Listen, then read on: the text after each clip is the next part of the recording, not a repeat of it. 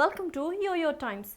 India's concerted efforts to strengthen the business climate and encourage investment in trade have helped attract investment.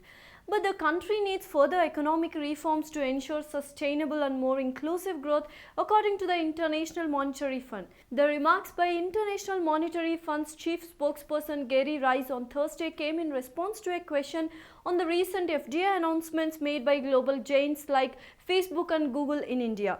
In recent weeks, several international companies have pledged $20 billion FDI in India and a whopping $40 billion this year so far.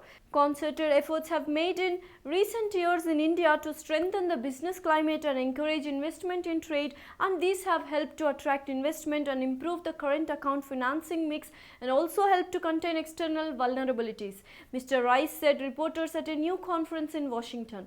Relevant reforms have included the new bankruptcy code, the national goods and services taxes.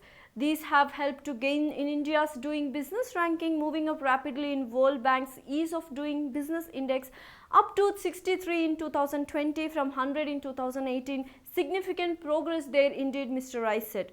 Nonetheless, further economic reforms including labor, product mix and additional infrastructure investment are necessary in our view to attract even more investment and to ensure sustainable and more inclusive growth in India, he said in response to the question. Recently, the IMF in its update to the World Economic Outlook projected India's growth rate at 4.5% and then 6% recovery for the fiscal year 2020-21 and fiscal year 2020-22 respectively, he said.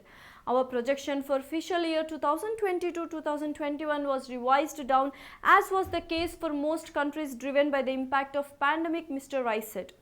On balance, I think we would say the risks to the economic outlook remain, he said. Despite gradual recovery in activities and a solid agricultural performance, the downside risks remain.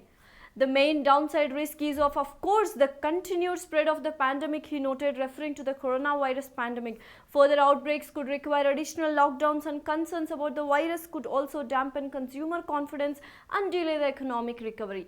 Again, this is a case not just in India but in many countries, Mr. Rice said.